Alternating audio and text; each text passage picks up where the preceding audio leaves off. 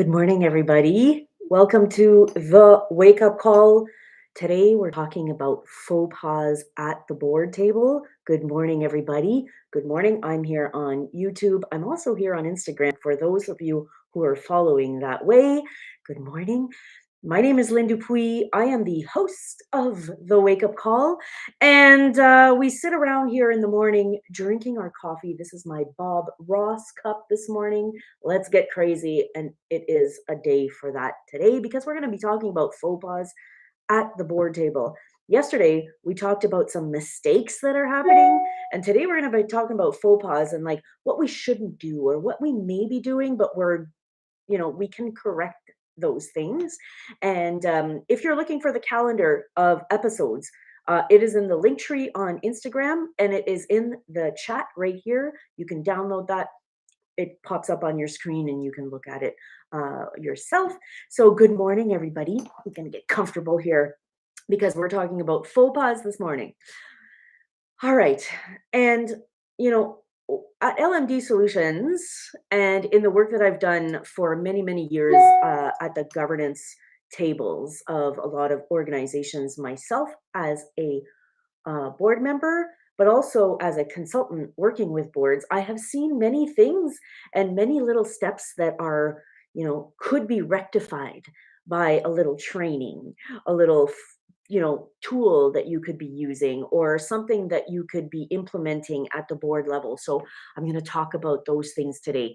And so, board education. The moral of the story today is that board education is super important, right?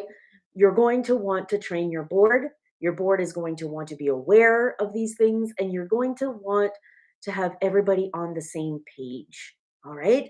So, we're going to talk about three super important points that you might be tackling in a way that is not beneficial to your board, and you could be doing it differently. All right. So, 3 points: not enough diversity at the board, and I'm not always talking about cultural diversity or, uh, geographical diversity. There's all kinds of diversities that we want to ensure at the board, and you might not be ensuring that right now. Not asking yourself the right questions on financials. If the numbers girl was here this morning, she would be telling you that a lot of people are not asking the right questions when it comes to financials. All right. And then the other thing is living with major conflicts of interest at your board. And why are we doing that at the board level? Why are we sitting there? We know we have conflicts of interest. I see you out there. We know we have some of these conflicts of loyalty, you know? Why are we doing that? And how are we justifying that or wrongly justifying that? And it might be creating some optic issues or some legitimate legal issues, and we're just living with it either by not knowing, by innocence, by not being well trained, and there are some ways to rectify that. All right, so those are the three topics that we're going to talk about. So, board diversity. How can we rectify board diversity and ensure that our board is as diverse as it can be? And what is our role and responsibility at the board level? Because we could be saying, well, there's nobody out there, there's nobody else interested. It's always the same people. How do we make sure that we're, attracting and bringing in the right people at our board so it is diverse? All right. So, board recruitment strategies, those things exist. We have ways that we can develop board recruitment strategies and implement those at the board level to make sure that we're recruiting diverse people at the board. And what are those things? So you could have a board matrix, you can have education to your board on equality, diversity, inclusion, that kind of education can go a long way because then you start asking yourself questions at the board. You know, we've been doing it the same way over and over again for 20 years. Well, maybe it's time it's time to implement some new strategies there. So board recruitment strategies, board education programs can educate, current members on the importance of diversity and how to effectively recruit members from various backgrounds. And again, we're not just talking about various backgrounds culturally or representation. It could be about also the competency backgrounds, your qualifications. Do you need more people that are, specifically educated in finance and governance and so on? So there's a lot of those elements that could be established in a board matrix, and then you kind of pinpoint who you're targeting for your next board seats at the table. Those are the other kind of training that you can offer is bias training. So training sessions can address the implicit biases that maybe hinder diverse board recruitment, helping members to recognize and overcome their biases. So we can be sitting there at the board table and think we know what we need around the table. And sometimes having that diverse opinion and that diverse background will really be beneficial to the board and what you're trying to achieve as an organization. So I really recommend that. And training like that is can be very specific. You can talk to me about it if you're looking for that kind of training, and we can supply that for you because we have been developing those things. Financial oversight and literacy at the board. The faux pas that some people are doing is not training, not educating their board enough on financial literacy. I have been there. I am still there. All right. I'm still learning every time I go over financial statements. I'm still, when I get kind of number paralysis when I start seeing numbers on a page. And every time I can learn something new, every time I can review what I've learned and apply it, it's always, always important to supply your board with proper financial training, financial numbers, literacy. Board members can benefit from financial literacy courses that equip them with the skills to understand budgets and financial reports and funding strategies. Those things are super important to the organization, and that's your role as a board member.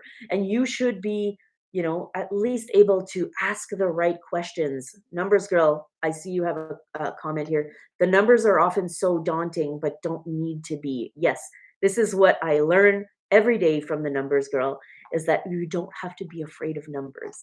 And so transparency education is also on my list here for that financial oversight. So education on the significance of financial transparency can encourage board members to prioritize clear and accurate financial reporting. So we have to be able to understand the reports that we're receiving from the organization as board members, to be able to ask the right questions, to then gather the information that is coming back to us so that we are equipped with the right information to make decisions. And if you're at a board where the financial reports that are coming to you are too complicated, it is your right to say, that's too complicated. I need this to be streamlined so that I'm well aware of the implications and the risks so that I can make informed decisions. You are at the board level because you're there for a reason, and you're there to make important decisions. And if you're not understanding the reports that are coming to you, then it's important to ask for education and training, all right? And to ask for clarity, because those people that are preparing those reports, they might not be in the same they might not be sitting in the same with the same experience as you, or the same capacity and the same knowledge. So for them it seems clear and common sense, but for you it might not always be. Yes, ask for clarification. Yes, I have the numbers girl sitting with me here on the chat, so she's feel free to share your knowledge, numbers girl. That is Mel. She's my director of operations, and I'm so thankful to have her because I need it. All right. So see, I'm a experienced board member of 20 years, and I still want to make sure that I have proper questions and I understand those things um,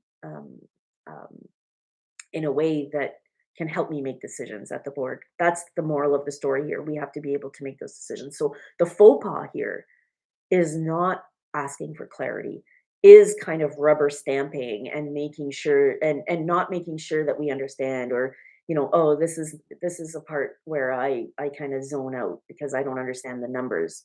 Well, if you're zoning out during that part, your role and responsibility at the board is not being fulfilled. All right. So we need to make sure that whoever's sitting here at the board table understands and is able to fulfill their role and responsibility. All right. Next topic, next faux pas is managing conflict of interest. All right. I hear this all the time. I see it all the time. Like perceived conflicts of interest. Oh, hold on. We got a comment here. If you're zoning out, it's not a failure. It's an opportunity to learn. I love it. It's true, right? It's true. If we're zoning out on any of these faux pas, whether it's diversity, training, or like financials, or conflicts of interest, it's an opportunity there. It's not because we're failing. It's an opportunity to learn and to bring those things up and say, you know what, like, so and so is, there might be a conflict here, or you know what, I don't understand the literature when it comes to the finances, or you know what, I don't think that we're sitting around a board table and we're all the same kind of people sitting here, and I hear that all the time.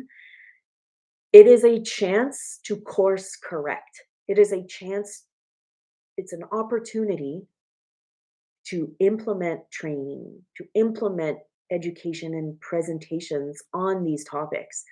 And it's an opportunity to change and to make things better. So thanks, Mel, for that comment. Um, Coming back to conflict of interest. So, first of all, if you suspect or if there's a perceived conflict of interest at your board within the organization, the best tool, the best thing that you can use as a course corrector here is policy. So, do you have a conflict of interest policy? You'll probably have conflict of interest, um, a nod to it in your bylaws. You're going to want to create a policy on this. All right. You're going to want to create a policy, and the education on that can help you inform the board on how that policy should be established. So, education can guide the creation of clear conflict of interest policies. All right. So, having that review of what it means to have conflicts of interest and procedures that are communicated regularly at the board level. It's not enough to sit there at the beginning of your agenda and to say, are there conflict of interest today? All right, sure. But if I don't know what a conflict of interest is, and if we're not exactly sure if we're in a conflict, then we're going to zone out on that section too. We're going to bypass that element of the agenda that everybody should have. In fact, on the beginning of their agenda, we'll say, okay, is there any conflict of interest today with any topics that are at the agenda? So if there is a conflict of interest, and so can't be there during the discussion at element like item 6, well then that person will declare a conflict of interest and say, I can't be there to make that decision. I work with that organization, or I am on their board for their partnership. That person will excuse themselves during the conversation happening at item number 6 on the agenda, and then they'll come back. And that's how you kind of you know, ensure that there's no conflict there. It's declared, the person is out of the room, you have the conversation, and then you bring back the person at the room. So if there are too many of those, you want to evaluate. Um, you want to evaluate what's happening at your board and who is sitting around the table if you're constantly having to resort to conflict of interest identification. Um, so how are you going to identify? Okay, so the question that I get all the time is, I think we have a conflict of interest at the board. how am I going to bring that up at the board? Because it's touchy. People are like not sure. You don't want to pinpoint anybody. You don't want to take anybody off the board, or you don't want to identify something that might be, you know, creating some awkwardness or discomfort. Scenario based training. All right.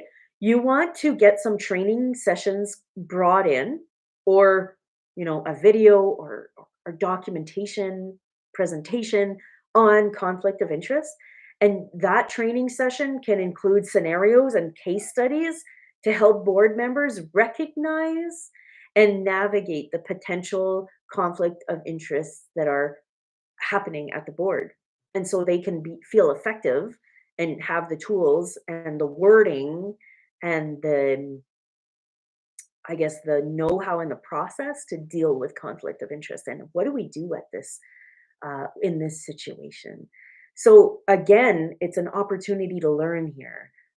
If it's been happening for many, many years, how are you going to address that? And the only way that you're going to address that is by bringing training in, and by bringing your board to a level of understanding that everybody is at the same level of understanding, so that you can make decisions on that. And sometimes finding board members is so difficult. Finding board members is, we struggle for recruitment and retention, that we will have like we will look over those issues. We'll create these faux pas at the board, and we will, glaze over and zone out at these important, crucial elements like diversity, like financial oversight, like conflict of interest, because we want those people at the board. Because if we don't have quorum, and then we can't do our governance processes and things like that efficiently. So it is super important to be within, you know, the guidelines of good governance, and to make sure that you're not doing this. But how do you do it? Well, I would recommend really bringing in somebody to help you with that training. And this is exactly what we do. This is exactly what LMD Solutions does. We work with you to identify these challenges within the board. We'll diagnose where those things are within your board, and we'll try to course correct with some training, with some proper planning, with some implementation strategies, and then some monitoring, so that we're making sure that you're not creating these faux pas again. All right. So that's the lesson for today. That is your wake up call. So if you're on a board, if you're sitting there and you are experiencing these faux pas, these challenges, these questions, it is super important to address them. This week, I will be supplying you with a list of questions, reviewing all of these things that you can bring to your board, so that you can start the conversation. Hey, I've been watching the wake up call with Lynn, and she has provided me with this list of questions that we should be asking ourselves at the board. And then you give them the questions, and then you let them start the conversation with, well, are we following our proper conflict of interest policy? Hey, maybe our reporting on finance is a little complicated. Maybe we should rectify that. Or, you know what? Like, sitting around the table, we could probably be working on diversity. Or, I will have a list of questions for you that can start these conversations. And that is Thursday. So be sure to be here on Thursday. We're going to go through those questions. We're going to go through how you can sneakily bring this to your board, so that you can feel empowered and you can feel like you're bringing good information to your board, and how you can stir things up. Because sometimes we don't know how to do that. And we're sitting at a board and we're like, gosh, I have such important questions, and I don't know how to ask them, because they're all doing the same thing they've been doing for, 15 years. And I don't know how to address this. And as a new board member, that can be complicated. So I will provide you with those questions that you can either share, or that you can have in your mind and share them with your board verbally. So there we have it. It's a 20-minute episode today, and I really enjoyed talking to you about these topics. Do you have any questions before I let you go?